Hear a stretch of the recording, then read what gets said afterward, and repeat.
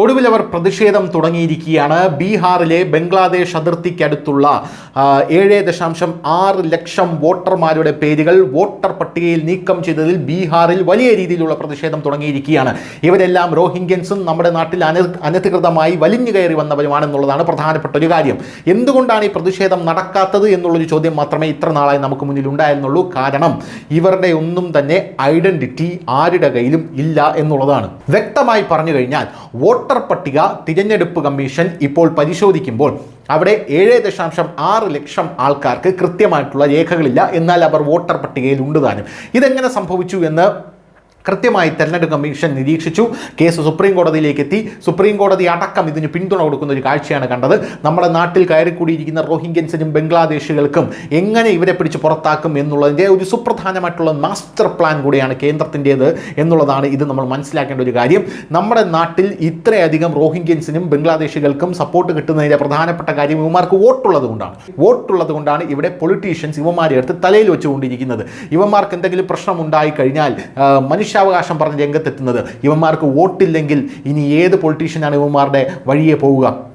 ബീഹാറിലടക്കം പല ജില്ലകളും ഇവന്മാർ കയ്യേറി കഴിഞ്ഞു. അതുകൊണ്ട് തന്നെ ഇപ്പോൾ വോട്ടില്ലാതായി കഴിഞ്ഞാൽ സ്വാഭാവികമായിട്ടും ഒരു വോട്ടർ ലിസ്റ്റിൽ നിന്ന് പുറത്തു പോകും. നമ്മുടെ നാട്ടിൽ വലിഞ്ഞു കയറി വന്നവരാണെന്നുള്ള കൃത്യമായിട്ടുള്ള ഒരു രേഖയുണ്ടാകും. പോരാത്തതിന് ഇവിടെ സാധാരണ ഇന്ത്യക്കാർ അനുഭവിക്കുന്ന റേഷനും ഇൻഷുറൻസും ഒന്നും ഇവന്മാർക്ക് കിട്ടില്ല. ചികിത്സയ്ക്ക് പോലും പൈസ കൊടുക്കേണ്ട ഒരു സാഹചര്യം ഇവന്മാർക്കിടയിൽ തന്നെ ഉരുത്തിരിയും. അതുകൊണ്ട് വന്ന വഴിയെ ഇവന്മാർ നാട് കടന്ന് സ്വന്തം നാട്ടിലേക്ക് പോകും എന്നുള്ളതാണ് ഇതിൻ്റെ ആത്യന്തികമായിട്ടുള്ള ഫലം എന്ന് പറയുന്നത്. എന്നാൽ ഇപ്പോൾ ലഭിക്കുന്ന റിപ്പോർട്ടുകൾ പ്രകാരം ഈ ജില്ലകളിലെല്ലാം ഇവന്മാർ വലിയ രീതിയിലുള്ള പ്രതിഷേധം തുടങ്ങിയിരിക്കുന്നു എന്നാണ് മനസ്സിലാക്കാനായിട്ട് സാധിക്കുന്നത്.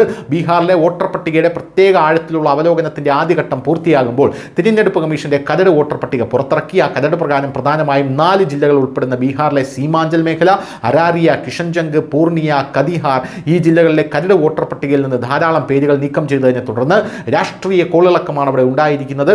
ബംഗ്ലാദേശിന്റെയും നേപ്പാളിന്റെയും അതിർത്തികളോട് ചേർന്നുള്ള ഈ പ്രദേശം വലിയൊരു മുസ്ലിം ജനസംഖ്യയുള്ളതാണ്. നുഴഞ്ഞുകയറ്റക്കാർ കാരണം ഈ പ്രദേശം എല്ലായ്പ്പോഴും സെൻസിറ്റീവ് ആണെന്നുള്ളതാണ് മറ്റൊരു പ്രധാനപ്പെട്ട കാര്യം.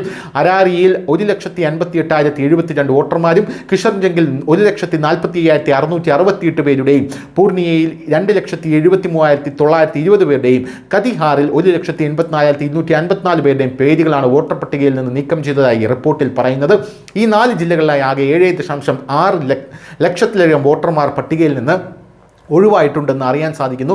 ഇത് വലിയ രീതിയിലുള്ള ഒരു പ്രക്ഷോഭത്തിലേക്ക് അവിടെ നയിച്ചിരിക്കുകയാണെന്ന റിപ്പോർട്ട് പുറത്തു വരുന്നു. 2020 നിയമസഭാ തെരഞ്ഞെടുപ്പിൽ ഈ പ്രദേശത്ത് AIMIM 5 സീറ്റുകൾ നേടിയിരുന്നു. അതായത് ഒവൈസിയുടെ പാർട്ടിയുടെ 5 സീറ്റുകൾ നേടിയിരുന്നു. സീമാഞ്ചലിലെ 24 നിയമസഭാ സീറ്റുകളിൽ NDAയും പ്രതിപക്ഷമായ ഇന്ത്യ സഖ്യവും തമ്മിൽ ഇപ്പോഴും ഇഞ്ചോടിഞ്ച് പോരാട്ടമാണ് നടക്കുന്നത്. എന്നിരുന്നാലും 2020 നിയമസഭാ തെരഞ്ഞെടുപ്പിൽ ഓൾ ഇന്ത്യ മജ്ലിസ് ഇത്തിഹാദുൽ മുസ്ലിമീൻ 5 സീറ്റുകൾ ഈ മേഖലയിൽ നേടി സാന്നിധ്യം രേഖപ്പെടുത്തി എല്ലാവരെയും ഞെട്ടിച്ചിരുന്നു. ഇത് മഹാസഖ്യത്തിന് വലിയ തോൽവിക്ക് കാരണമായി. ഇത്തവണയും സീമാഞ്ചലിൽ ധ്രുവീകരണത്തിന് സാധ്യതയുണ്ട്. അതിനാൽ വോട്ടർ പട്ടികയിൽ നിന്ന് പേരുകൾ നീക്കം ചെയ്യുന്നത് 2 സഖ്യങ്ങൾക്കും വെല്ലുവിളി നിറഞ്ഞതും തന്ത്രപ്രധാനമായിട്ടുള്ള ഒരു പ്രശ്നവുമായിട്ടാണ് മാറിയിരിക്കുന്നത് എന്നുള്ള റിപ്പോർട്ടുകളും ഇപ്പോൾ പുറത്തു വരുന്നു. News desk news India Malayalam.